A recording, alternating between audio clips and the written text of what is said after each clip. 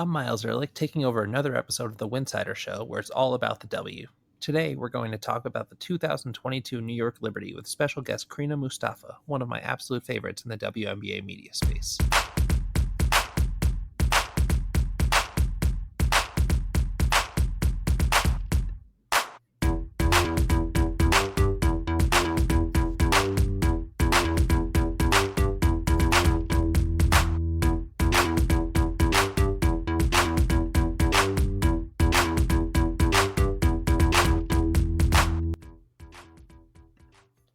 If you like our show, please consider joining our Patreon community at patreon.com/Winsidr. For less than a cup of coffee a month, you can directly show support for the hard work we do covering the W. And don't forget to see our amazing staff's written content over on Winsidr.com. The WNBA season might be over, but sports are still going on, so for all your ticketing needs, go to tickpick.com/Winsidr. All right, that's all out of the way. I want to welcome you, Crina. First of all, Crina Mustafa, you probably know her from Twitter, host and producer at The Parlay and host of Court Time with Crina Mustafa on Fridays. You can find her on Twitter at CrinaMM. Crina, welcome to the show. Thanks for joining me today. Thank you. I'm so excited to talk some libs, and I love that you said you probably know her from Twitter because that is absolutely true. We both spend far too much time on Twitter. Yeah. Yeah, I'm super excited to talk to another positive Liberty fan because a lot of people that I know that are covering this team, even a lot of times they're not as happy about how the team has performed lately.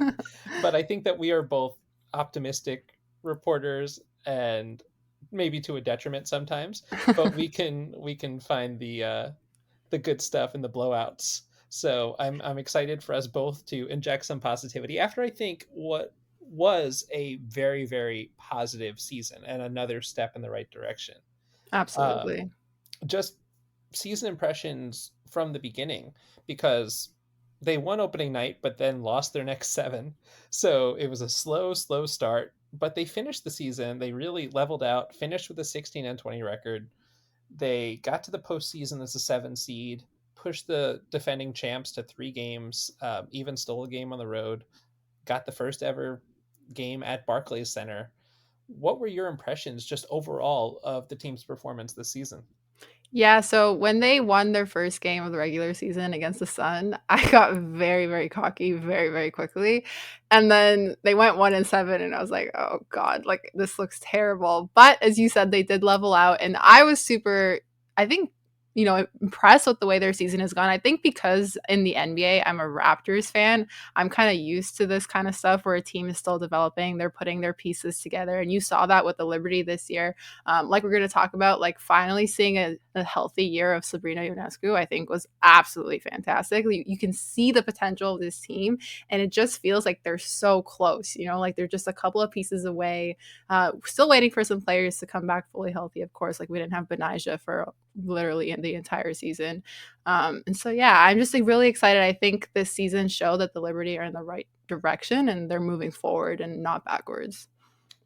I think that on that opening night win, which feels like years ago at this point, there was nobody in the building maybe more surprised than I was at that performance, because the Liberty had been dealing with so many injuries during training camp with late arrivals. And the week before that, they were supposed to have a preseason game against the Washington Mystics that they canceled at the last minute. And it was because of a rash of illnesses on the team, and just some people were not fully healthy. And during that, so they turned that into a scrimmage because they had promised the season ticket holders something. And at that scrimmage, the lineup, if I remember correctly, it was Natasha Howard, Han Shu, Lorella Kubai, it was Sabrina Ionescu, and who was the 5th? I don't even remember who the 5th was. Maybe it was Benija, but either way, it was like, and then they just ran those 5 against 5 practice players for a simulated game. And afterwards, I asked Sandy Brondello about that, and I was like, "Are you trying this super big lineup against Connecticut?" And she said, "No, absolutely not. I only had 5 players I only had 5 people that could dress, and we had this practice on the schedule. So when they came out opening night against a team that was 26-6 in 2021, I did not think the Liberty had any chance, and they surprised me, and then very quickly came back down to earth. Um, but all season long, like you said, it was just a season of attrition, right? They were just constantly losing players. They were constantly just working players back into rotations. Yeah. So 16-20 is very impressive after that very, very slow start. And yeah, let's move on to Sabrina, like you alluded to. She made the proverbial leap that in that year three where we see a lot of players.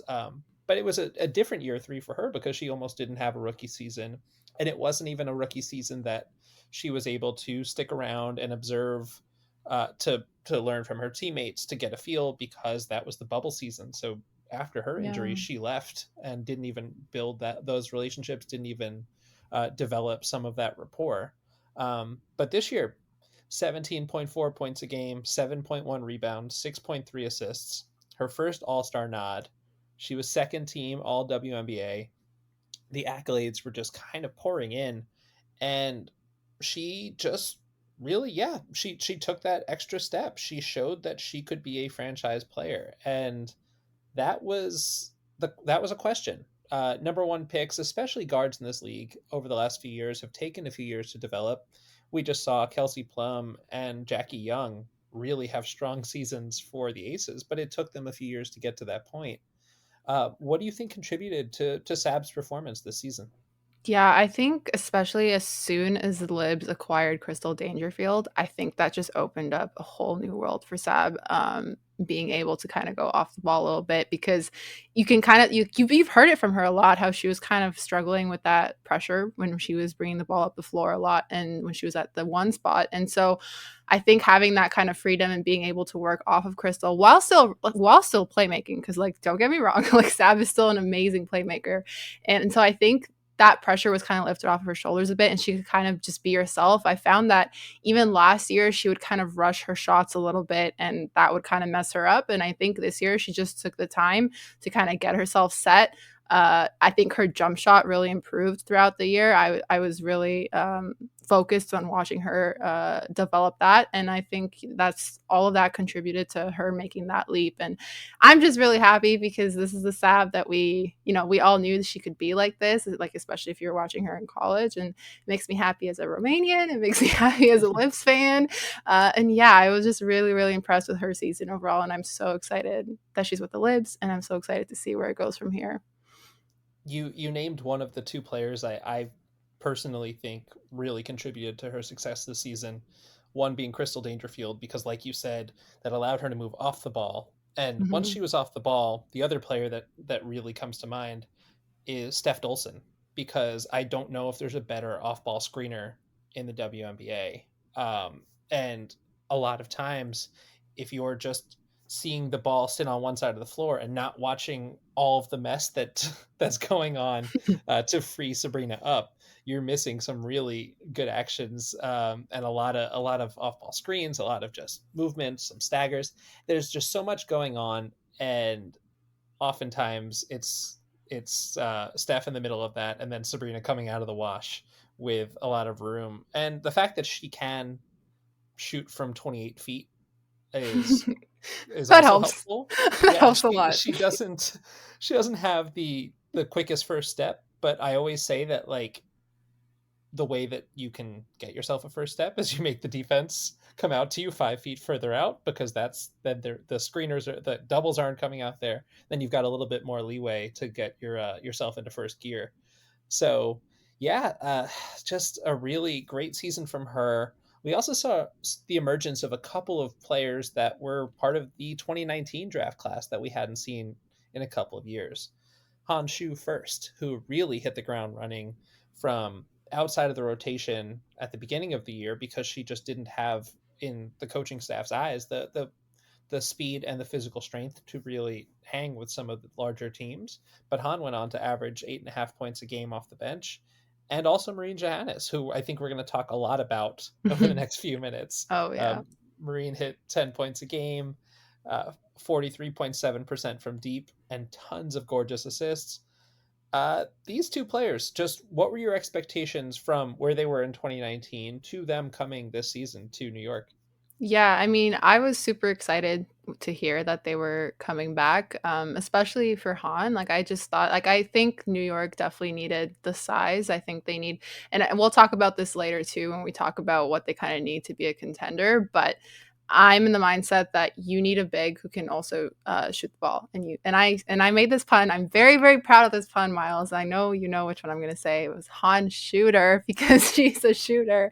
I love And it. that's really, yeah, like that's how I described her. And I really like that Sandy kind of had her trust in her and kind of knew when to pull her out and kind of showing that she's still kind of learning and she's going how she goes. And with Marine was just so fun to watch this season. I mean, she was making plays that you just kind of like, this is basketball is an art. Like it's an art to watch her play like that.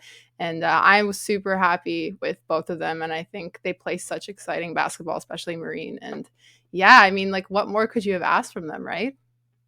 Absolutely. And Jackie Powell would often bring this up about a quote that she heard on a broadcast from Andrea Carter describing the way Marine played basketball, and she said it seems like she's playing underwater, and that's just a quote that I Wow, love. yes. And there's just such a fluidity to her game, and I would always say that she, to me, reminds me of one of these mobile quarterbacks in the NFL where she was not at her best when she was just standing in one place, dribbling the air out of the ball, letting actions develop. She had to be on the run and freelancing. And then once she was, that's what opened up everything else. So it just really, she is, like you said, just a joy to watch. And I think that's something that impressed me personally about Han this season is just seeing the growth in season, just seeing her Yeah. get comfortable. Coming into the year, she only knew a few players that were still holdovers from that 2019 team, and Rebecca Allen wasn't there yet, so that was one of them. And the other one was AD, and Hmm. AD had also missed the last two seasons. But their friendship was really really great. But it helped Han become comfortable. And the other player that she knew before this season was Natasha Howard, who she'd played with for a season in China. And having somebody in her position group to help her along and help her settle in, I think was also really helpful for her.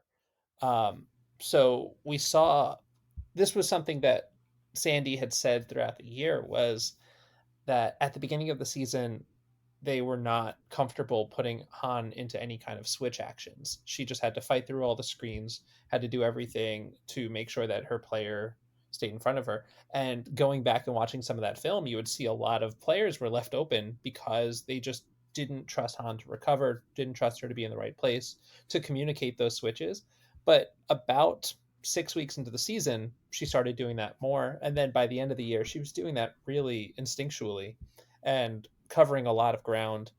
Her rebounding definitely looked a lot stronger than it did back in 2019, where she had the height, not quite as much height because she did grow an inch in the 3 years where she wasn't here.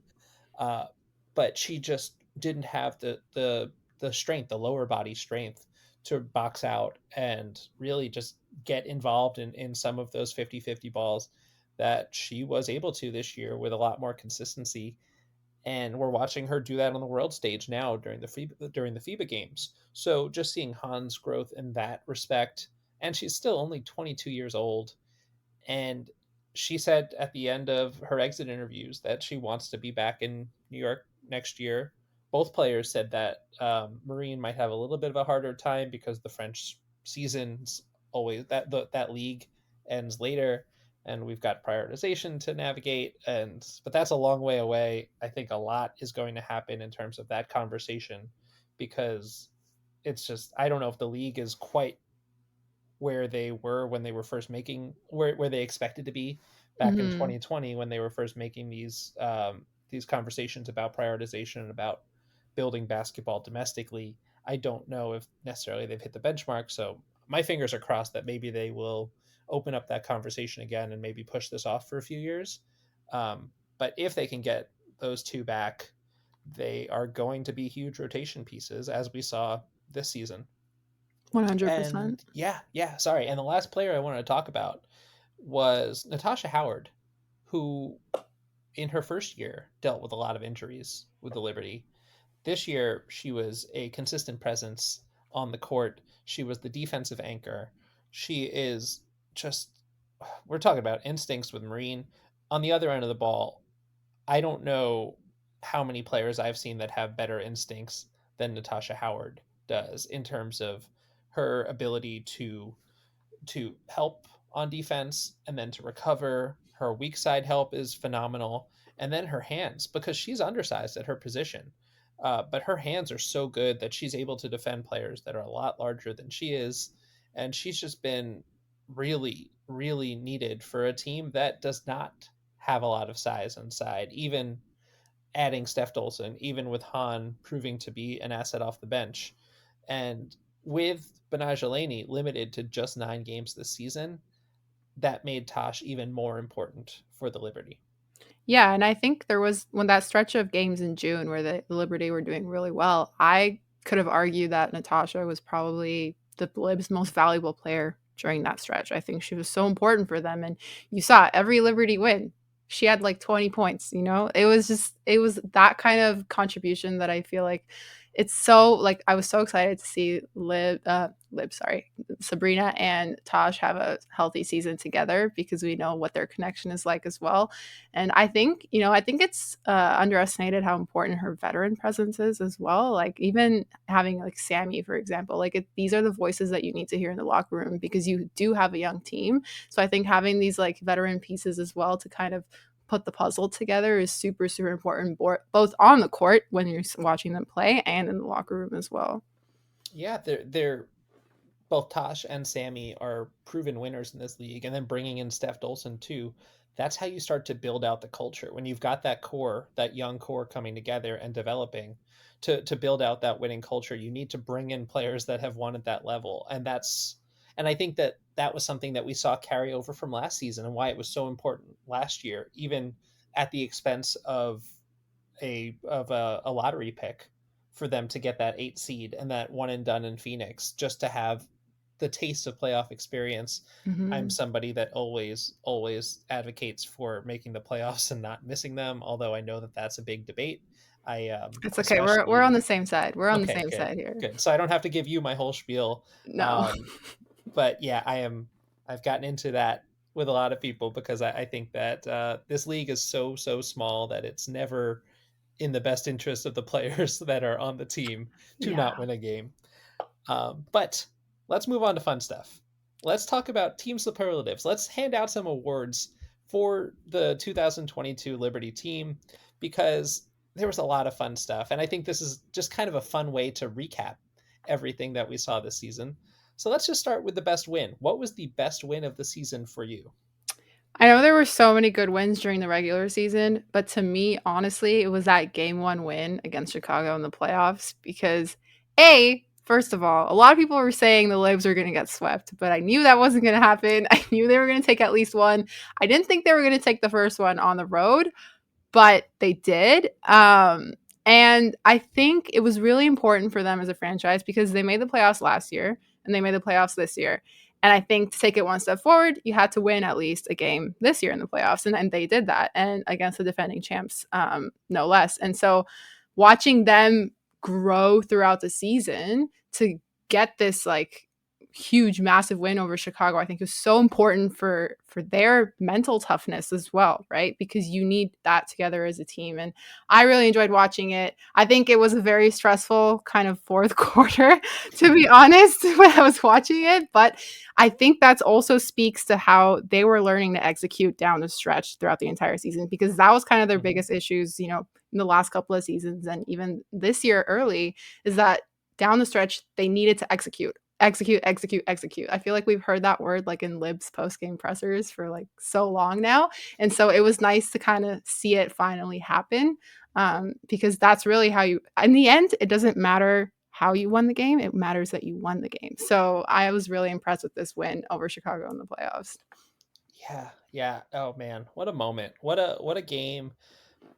Going into that series, that was my wish was that they would split one of those games so that we would get what we did, which was that game 3 in at the Barclays Center, the first playoff game for this franchise in Brooklyn, because the transition in ownership and the 2-year sojourn from MSG to Westchester before getting to the Barclays Center, it really lost the faith of a lot of fans who really felt like they were disrespected by this franchise, and it made a lot of sense that that arena in Westchester, or arena is not the word that I should use for it, that 2,000 seat convention center Oh that god. I know does like that it was doing vaccinations for a little while. They do voting.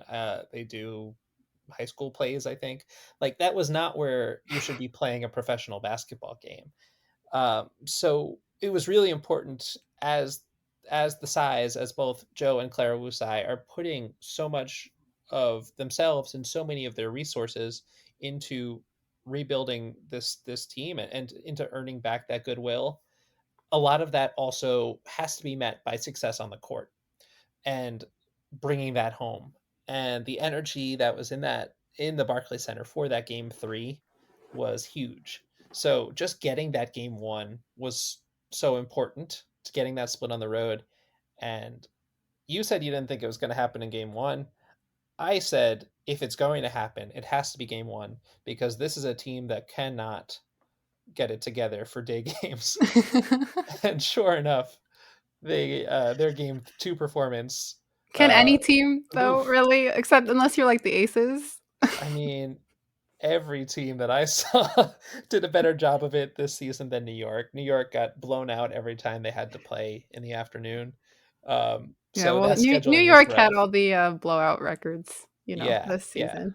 So let's talk about another record that they had, because I'll go to my best win of the season because there were some good ones in the regular season to choose from, including that opening night win over the Sun. They beat the Sun on the road too.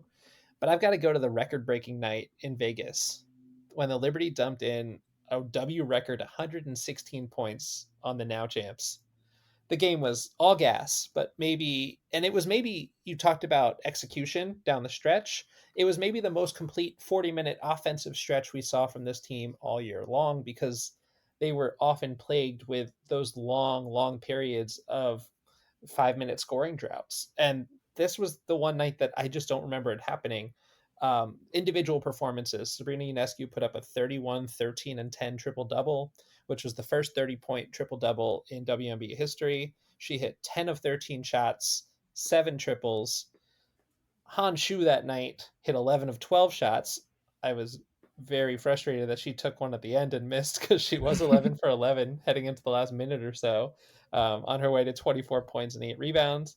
The team splits were 58% from the field, 58% from three, 88% from the line.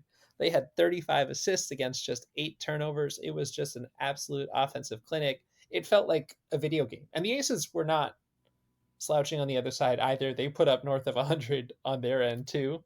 But it was just an exciting, exciting game. And trust me, I have been on some really, really brutal West Coast Zooms at 1 o'clock in the morning or whatever. So when you're going up against a team that's at the top of the standings, it's hard to hope for too much. But the elation in that one, it makes up for 24 hours later when they took a bus to Phoenix and lost to a shorthanded team after getting there at 3 o'clock in the morning or something like that. Um, but yeah, for me, that game is just one that kind of showcased the potential, the offensive potential for this team. Yeah, and I think that's a big thing. Like when their offense is clicking, man, oh man, do we see what a team they can be. And I want to just mention, like, for this game, that meme that has like the podium and it shows like the champion has his like gold medal, and then at the very, very low, it's like the guy who's in like 30th place or something is like popping With champagne the and champagne celebrating. bottles. Yeah. So I was thinking the person in first place could be like the Aces winning the championship this year, and then the Libs are like that guy at the bottom with the champagne bottle, like we beat the champs like in the regular season with this record breaking win. I don't know. I just thought of that. I thought it was Put it funny. up in the rafters. I'll take it. It was a highlight. Same thing, yeah. You could throw the upset over the sky on there too. Take Yeah, them both. exactly. All right, let's move along to our next award, which is the best celebration. The Liberty are a team that are known for their boisterous bench. Everybody will say that they've got the best bench mob in the league, but I think that there's a pretty good argument for any time DD Richards is around, you've got to throw yourself to the top of the pack. But there were some really good on-court celebrations too. What stood out to you this season from the Liberty that when they hit a big shot and how they broke it down? Yeah, well, first of all, my phone is full of like Dee Dee memes from her celebrations. But for me, the first thing I thought of was when Sabrina's been hitting crazy shots all season long. And I thought of in the post match presser where she was like, I don't know why I shoot that. Like, I don't know why I shot that, or I don't know why I shoot shots like that. And it made me think of when she shot from the logo almost. And she kind of just did a shrug after, like, yeah, I guess that went in. I mean, why not? I just think that's like a great way to kind of encapsulate her season, is that she had this leap, and then on top of that she was just making these crazy shots. And Sabrina's a very like, it's hard to see emotion from her sometimes, right? Like, it takes a lot to Mhm. get that kind of celebration or whatever emotion it is. And so just to see her shrug, like, I don't know, kind of remind me of Steph Curry a little bit, like, yeah, that's what I do, I guess. Yeah, she's got this quiet confidence, and I always love those tiny little moments where you can break her out of she is so polished and so well coached to deal with the media. So Yeah. you're going to get a lot of coach speak out of her, but every now and then you can get something, you can get a quote out of her, you can get something fun, and something that never erodes is her own self-confidence. So when yeah, that night, I think that game is the one that we're going to talk about in a little bit again with one of my favorite performances from her. Um, but oof, yeah, that was a great little celebration. For me, I've got let's go back to Connecticut. Not the first game, but on the road. Steph Dolson, who got lots of cheers, UConn alum Steph Dolson, who got lots of cheers, really was huge, huge, huge for the Liberty in an upset game in Connecticut, for a game that they really needed and looked very, very competitive all the way through. As she, there was about a minute left, and I think if I remember correctly, that put them up by two scores. And Steph hits this shot, holds the follow through, and as she's coming back up court, Connecticut takes a timeout. The entire bench of reserves runs out onto the court, and the first player that gets to her is Michaela Onyenwere, who gives her the biggest chest bump that I've seen because it staggers Steph Dolson. And I don't know if I've ever seen her take a step backwards outside of, I don't, no, I don't even think I have. I don't think I've ever seen her get knocked backwards. And just, it was something that was really, it just showed the closeness of this team, and just the at so I want to phrase it this way. When I'm at the Barclays Center covering games, it's an NBA arena, so they do not have the media sitting very close by. So we're all the way up. When I go up to Connecticut, they are super great in having us right next to the bench, so we can hear every complaint, we can hear every call, we can hear the players just shouting out their teammates. So the scream that went up from that sideline when Steph hit that shot, I uh, I think I woke up with a headache the next day because of it. Oh my So god. for me, so for me, that was my favorite celebration of the season. That's awesome. Let's move on to best friendship, because I think that a lot of times the fans will see the the players that they like on court, but they aren't really seeing all the angles. They aren't seeing them in practice, or seeing all these pressers, which unfortunately are not often aired. So they don't necessarily get to see the chemistry develop throughout the year. What was a pairing that either you knew coming into the season or didn't, and were just really impressed to see develop throughout the year? Yeah, so this is really hard because they're all so close on this team, so I, like, had to really think about my decision, but eventually I went with, Maureen Johannes and Steph Dolson, and Hmm. the reason I went with them is because I think it was in the final postgame after they lost to Chicago. I think the 2 of them were there, and, it was one of the Zooms at the end of the season, and they were like, despite the loss, they were, like, giggling with each other and, making fun of each other, and Steph was like, "Oh, that's the nicest thing she's ever said about me," and things like that, and it was just so funny to watch, like, it was like watching, like, I don't know, like, the Muppets on TV or something, but a lot better than that. I'm not trying to call them Muppets, but, it's just like that, like, it's so nice to see, like, they're just, like, giggling as if they're, like, 5 years old with each other, and I think that's just, like, amazing, and I really, like, shows what it's like in that locker room, right? And it's so important to have teammates that you're that close with and that you actually really enjoy being around. Yeah, I agree with you that that friendship was maybe my least expected one that I saw develop, but it was Yeah. just really, really sweet. And Steph being on social media all the time, you could see it throughout the season. Marine is very quiet and reserved off the court, which is very different from how assertive she is on the court and how expressive so with her game. But the two of them just really struck a great balance with just how outgoing Steph is and just trying to pull Marine out of her comfort zone. It reminds me of back to that first Connecticut game I went to was up there was Marine's first start, so I got to see Dee Dee um, develop her pregame handshake with Marine, which was very, very funny because you could just see how uncomfortable Marine was with it. And it was just, it was like a Euro step thing. Yeah. And you could just see how energetic all of the players were when she did the smallest Euro step I've ever seen because of how uncomfortable she was. But all of these players working together to bring her out of her comfort zone a little bit and make her feel comfortable with the squad, just like you said, just talks about how close they were. But I want to talk about, which might feel like the easy answer, but Mhm. Michaela and Dee Dee. Mick and Dee Dee, for a couple of years now, have been just inseparable. And it's very rare in the WNBA to have two rookies make a team, especially Yeah. last year when they were rookies last year, and it was a team that made the postseason too, and they were both players in the rotation.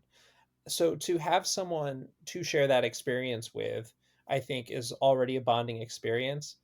But the level and the depth of the friendship that these two have, I wanted to bring up a quote that from a question asked by Jeff Magliacetti from the exit interviews this year, because he asked Dee Dee about her relationship and how that had developed with Mick. And excuse me, she said that Mick is that friend who drops into your life and you didn't know you needed. I'm really happy it happened with being drafted to New York. Now I don't know what I would do without her. She's the person I can talk to and cry to, but now she's stuck with me. And the two of them, just seeing the looks back and forth that they gave to each other, it's just they're just also constantly just comedy, but also very, very sweet. And for me personally, that they've been kind of my safety nets on this team after a tough loss in the locker room, or when I was first getting comfortable, because 2020, this was my third year on the beat, but everything has just like kind of gotten more real every year as we get away from the pandemic and get away from Zoom a little bit. So I'm grateful to the two of them who have just been professional but really sweet and humble, and their friendship to each other is really aspirational for something that that a lot of people don't get to see. Yeah, I mean, I can't agree even more than that. I just it's funny. I liked what you said about them being kind of like sweet and a safety net with the team because my first question that I ever asked anybody in WNBA and media was to Didi, actually. And it was the very first question on like her very first Zoom. And I asked her what it was, and I'll never forget this because of how like incredible she was and how nice she was. But I asked her how her time in New York was so far, like how she was getting acclimated, and she started telling me about hot dog stands on literally every corner. And I remember PR in the back was like, Didi, lay off the hot dogs. And then everybody just started laughing. And like I got that laugh out of her, and it was a really an amazing experience. And she always has that smile on her face. She always is there like with great answers. And even with Mick, I mean, I remember I asked her last season about her lashes, like where she gets her lashes done, because I just like love asking players like fun questions like that. And she gave me a super great answer. She was so funny. She like leaned close to the camera to like show off her lashes when I said that. I remember uh, that. yeah, it was really like a really funny moment. And she also like interacted with me on social media about it too after. So it's just stuff like that that kind of sticks with you, like especially as us as media, is you always remember like the really nice interactions like that. And Mick and Didi are have been absolutely like phenomenal to work with these last 2 years. Absolutely can't agree more. Um, so we were just talking about a couple of quotes from pressers, but they were not our best quotes of the year, which is our next category. So there were there were some all-timers, I think, this season, and I really Yeah. like the one that you picked too. So let's get right into it. What was your favorite quote from a presser this season? Oh, I'm so excited because when this happened, I don't think I've ever laughed this hard in a post game presser, but it was during the game where during halftime there were these protesters that kind of went out on the court. I believe, correct me if I'm wrong, I think they were protesting the abortion Hmm. situation, and protesting for the rights. And in the post game, we have Sabrina and Beck Allen sitting with us, and somebody asked Sabrina about it, and she basically goes on this whole thing that she had no idea what was happening, and then she goes, "I thought that was the halftime show." If I'm being honest with you, and Beck just like puts her face in her hands. She's like, I don't know if she's embarrassed or like what, but she cannot believe what Sab is saying, and I was laughing so hard because that was just hilarious to me. And that like Sabrina was like laughing along with us. She was like, guys, like I really thought that was the halftime show, like I didn't know what was going on. And I thought that was such a hilarious moment in that post-game presser. I absolutely love that. That's definitely my quote of the season. And if I remember correctly, this happened at like the end of the third quarter or something like that. This was nowhere near halftime, but that was how locked in Sab was on the game that she did not know until somebody was literally on the court Yeah. that something was going on. Yeah, it was just such a funny moment. I've got a couple of I think that a lot of the action on the court is often what inspires the conversation off of it, as it should be covering this league. But I've got a couple of quotes surrounding the absurd passes from Marine Johannes because I think the stuff that these players that are playing basketball professionally every day of their lives for the last couple of decades, when there's something that happens that they're like, wait a second, that doesn't happen all the time. And they have to take another moment, another beat to kind of understand what's going on. I think that's what's going to draw out these great quotes. But I asked Steph Dolson about the behind the back pass from Marine, which we're also going to talk about in a little bit, I'm sure. But I asked her, what are you thinking as you see Marine drive and throw that pass to you behind the back? And she just says, I better make it. It was that simple because she's like, this is going to be on a highlight reel. I didn't think she could get it to me, but once she did, I knew I had to make it. Um, and the other instance was a shot that did not go in, but there was a high low pass to Marine cutting towards the basket. And she jumps for this alley oop pass and perfectly volleyball taps it to the far corner to Crystal Dangerfield, who's wide open, and unfortunately misses the three. But I asked her about that pass after the game in the locker room and just what playing alongside a guard like Marine is like. And Crystal said to me, honestly, you just have to be ready at all times. You have to, what I try to do is I just try to read her eyes and see where she's looking and try to anticipate what she's doing. And from across the locker room, Steph Dolson shouts, "You can't read her eyes because she's never looking."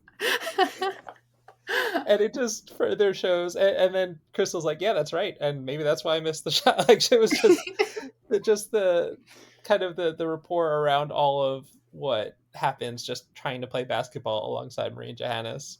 And those were just a couple of my highlights.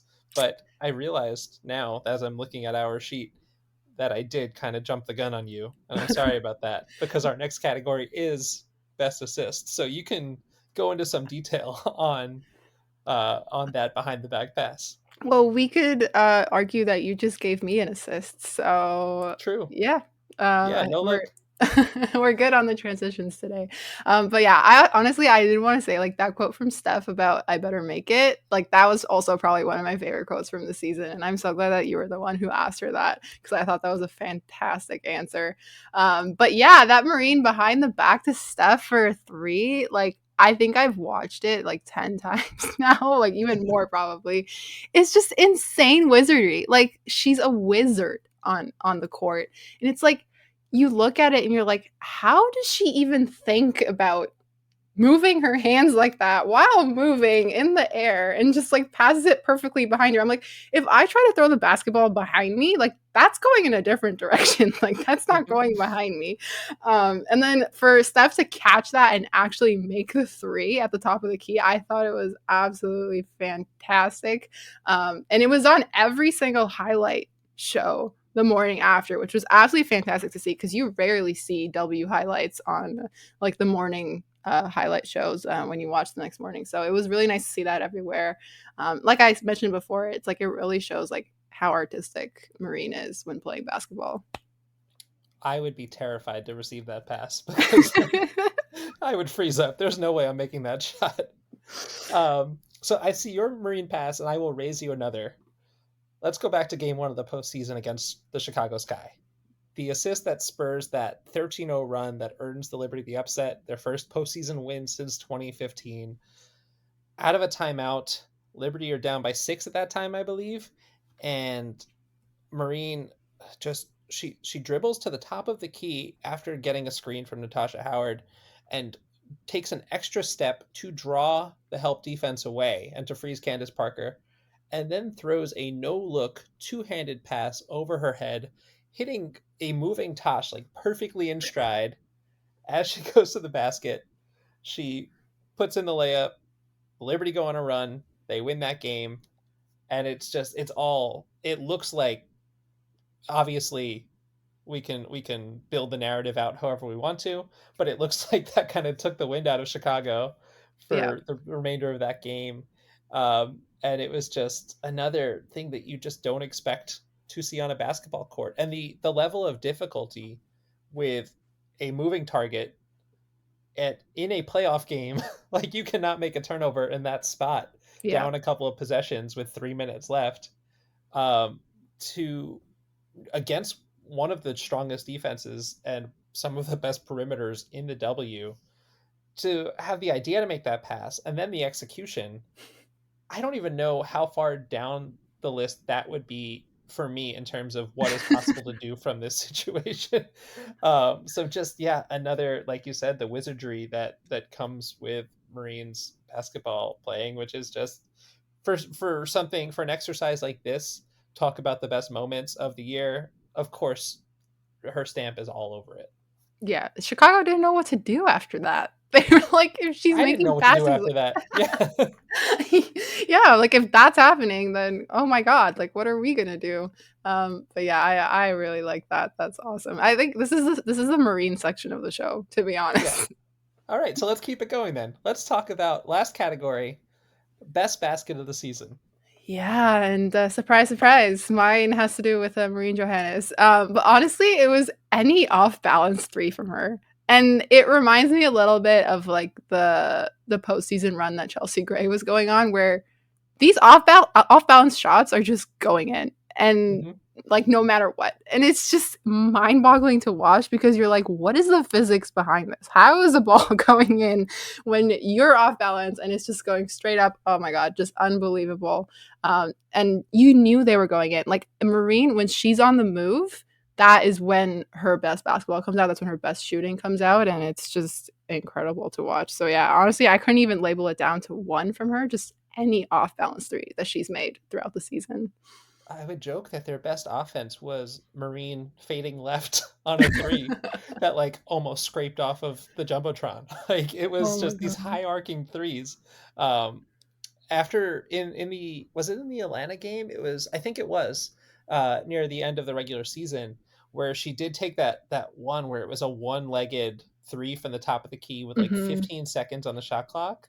And I asked her about that after the game, and she said, honestly, looking back at it, it was a bad shot. I'm really glad it went in because otherwise, if it didn't, I would have been taken out of the game and all of my teammates would have been mad at me. No So, marine shot is a bad shot. right, the worse it looks, the more likely it is to swish right through. Exactly. And for my best basket of the season, it was just the impact of the moment. So, last game of the regular season, a minute to go, the Liberty were facing the Dream in a situation where the winner made the playoffs, the loser watched the playoffs on TV. Benijah Laney navigates a screen from Steph Dolson at the top of the key that just gets the Dreams defense all scrambled, and she forces Cheyenne Parker, who's in the post, to step up because Wheeler is late in switching. Laney passes the ball to Marine, who quickly swings another pass to Tosh in the corner. Natasha Howard's wide open because Parker's now out of the play. Tosh swishes the corner three, puts the Liberty up by 4, and then into the postseason. And with some more context, she'd gotten to the line 3 straight trips and split all 3. So the Liberty were up by 1 at the time. But for her to have the confidence, her only 3 of the night, she took 2 attempts, but that was her only make. It was just an absolutely huge bucket and just a big shot to take in that position, and one that that postseason pass doesn't happen, I don't think, without that shot going in. So Mm-hmm. for me, Tosh, just who was kind of their unsung hero so many times this season. Yeah, 100%. And then last section, and we'll get through these pretty quick because I realize we're getting kind of long on time here, but I want to look ahead to the off season because they are a team now that has been an 8 seed and a 7 seed, made the playoffs in back-to-back seasons, but they feel like that core is getting there, and that they are going to potentially have room for a max contract player, but they also could retool with a couple of they've got a couple of pieces potentially coming over, potentially coming back. So what does this roster need to make them a contender? Yeah, I think you can probably go at this a couple of ways because there's a lot of different factors that it depends on. If you're good on the guard situation, I know you're going to talk more about the guard. I'm looking to the other side where I'm actually looking for more size and more depth in the forward or the center positions because, like you said before, like even though we have Steph, Tosh, like and Benijah, of course, who is going to be coming back, hopefully healthy next year. She's playing in FIBA right now. I still think we need something extra there. And I think that, and I'm a Raptors fan, so I'm always going to bring it back to the Raptors somehow, whether it's like dealing with losses or anything like that. But if you look at the Raptors in the NBA, like their championship year, when they won with Mark Gasol and Serge Ibaka, those were two big guys who could also get you a bucket. And I think that's the important part. Yes, you need size, but you also need a player that can get you a bucket as well. And so I think that's probably what they're going to be looking for in order to make them into a contender. Like I said, I think they're only a few pieces away because they have so much potential with the squad that they have.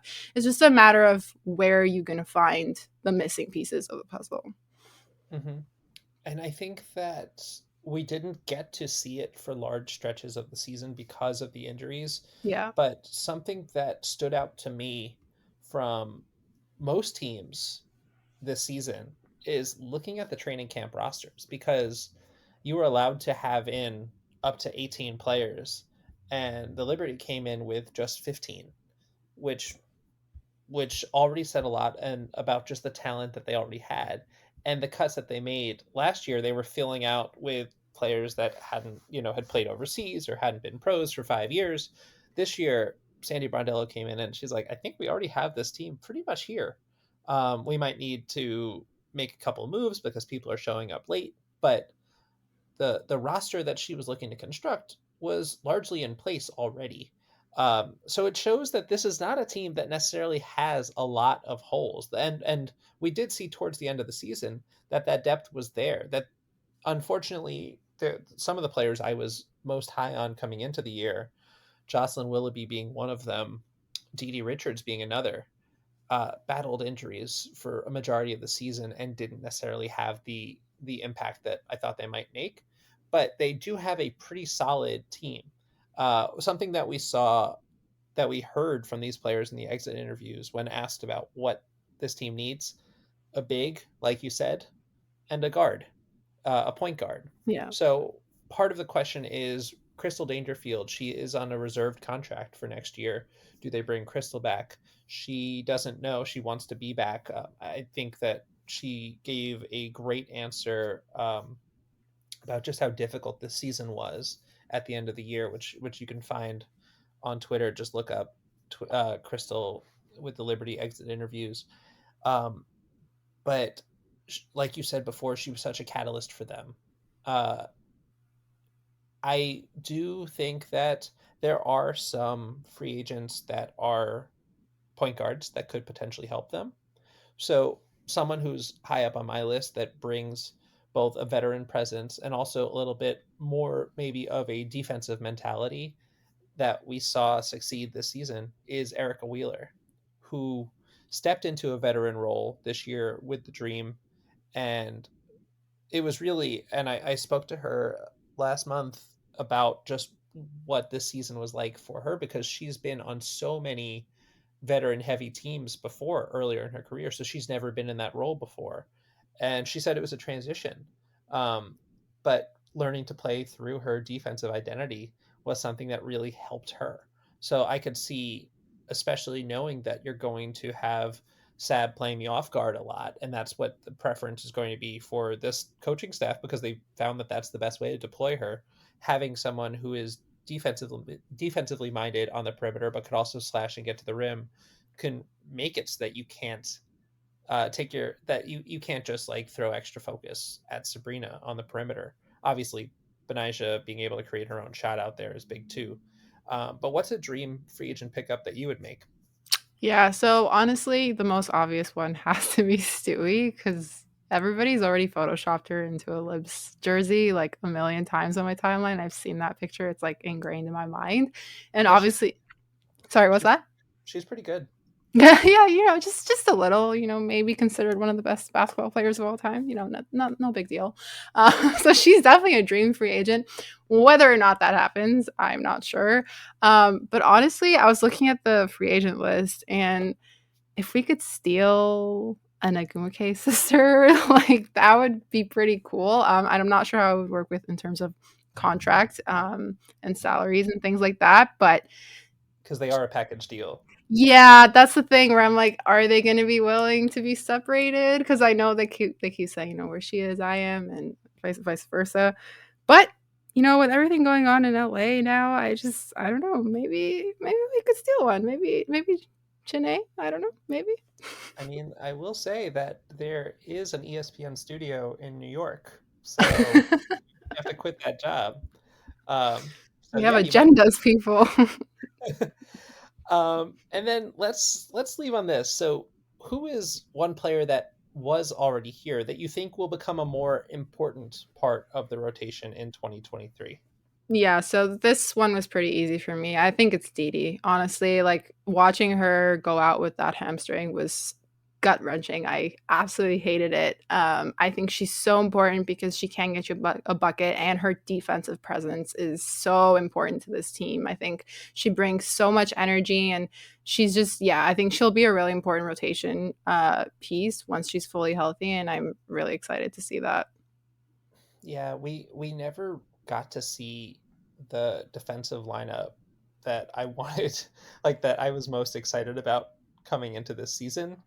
Um, because it was, Natasha Howard, Beck Allen, Dee Dee Richards, Benijah Laney, and who was the fifth person I had out there? Another just of these incredibly switchable, um, I would like love to see oversized that. guards, right? You Oh can throw my anyone out there with those god. four. And we Yes. never got to see that lineup together because who is who's scoring on that team when you literally just put those five out there and say any you can pick anyone out there Say and good you luck. yeah. So I think Dee Dee, who at the beginning of the season was in training camp, they were building her up to be the team's backup point guard. Yeah. So with losing her, that contributes to when we talk about that 1-7 start, and when we talk about Sab not being in positions where she's got the ball in her hands too much and is initiating offense too much. It's because the plan was to have Dee Dee out there. Um, so there were really large plans for her from this year's coaching staff, and it was just and then the season is so unforgiving. It's so compressed, especially Yeah. this year with FIBA lingering in the back. It's so hard to practice. It's so hard to get practice time. It's so hard to work back in to a rotation once you've lost some time to get back up to speed. So I think that a healthy offseason for Dee Dee, we really need a healthy offseason for Dee Dee, so that she can hit the ground running next year. Because, yeah, she is a difference maker. She is someone who's just going to make a play for you. Um, Last year, Jazz Jones was that player where she's just going to get out there and she's going to make an impact. I And miss I think jazz. that, yeah, I miss Jazz too. One of my favorites. Um, so I think that Dee Dee's a great pick. For me, there are just a lot of question marks looking at this offseason. And I talked about the depth, and I think that the depth might provide some more questions. Marine coming back over, right? That's Yeah. a priority, but it's something that might be out of the team's hands. There's going to be a lot of negotiations behind the scenes, I'm sure, with that. A lot of what she wants, of course, is true as well. Um, we luckily, like I mentioned before, it doesn't seem like that's going to be an issue with Han. Um, her league in China ends much earlier, so she was here on time for training camp this year. Niara Sabali, number 5 overall pick last season, missed this year with an injury. So she's someone who might fill that role that you were discussing about a need for a big. Yeah. So someone else you've watched for the last week, Sika Kone. Shout out to Sika Kone, who is really an intriguing prospect, third round draft pick. She just played with Mali at the FIBA games and was by far their best player. She is just such an energetic, athletic rebounder, and just would bring a lot more size, but also some more of that those youthful hops that this team really needs. Um, Crystal Dangerfield, is she going to return? That's another question. But the person that I'm going to go with that I think is going to be more important next year than she was this year, largely due to circumstances, is Beck Allen. Um, Beck Allen is a Swiss Army knife for this team. She is at the same time the strongest perimeter defender that they've got, but also somebody who can step out and reliably hit a shot. It was a difficult, difficult season for her with concussion issues, and she got hit in the chin. She got hit a couple of times. Um, but I know. it's Can we like wrap her in bubble wrap, please, until next season? and she just got banged up over in Australia. I know, and it's like it's killing me. I'm like watching all of this. I was like, oh god, please, if she's gonna go on the court, just wrap her in bubble wrap, please. I was so happy last offseason when they signed Beck Allen to a 2-year deal because I've been stressing every single year when she's a free agent that she's going to go, because she is the prototypical wing player that every team always needs in this league, which is a 3 and D, someone who can get into the passing lanes, can switch, can block a shot, but can also spot up for you. And we're seeing right now for Team Australia, for the Opals, she is their go-to downhill player. She's someone who can get to the rim. She's someone who can get herself a jump shot.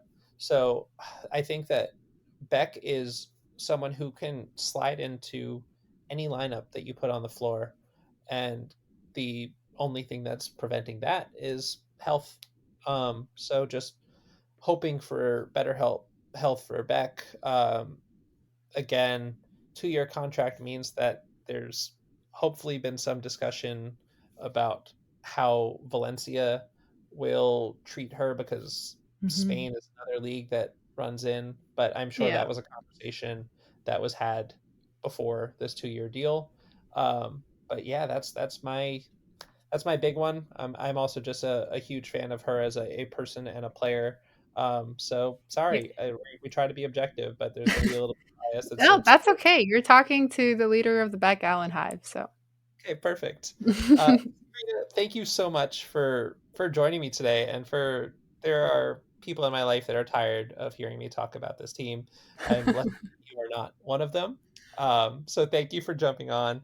Can you plug your socials for us again so people know where to find you? Yeah, I will always be down to talk libs anytime, anywhere. You can follow me on Twitter at Crina MM.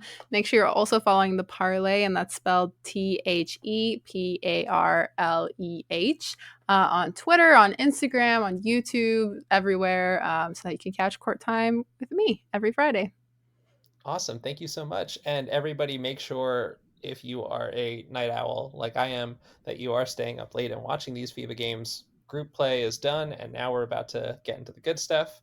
So just tune into those in Australia. Most of those have been on ESPN Plus, but I think we'll start to get them onto ESPN2 maybe once the games start to get a little bit closer to the finish of this tournament. But that's all for us today. Thanks so much for listening, and we'll chat soon.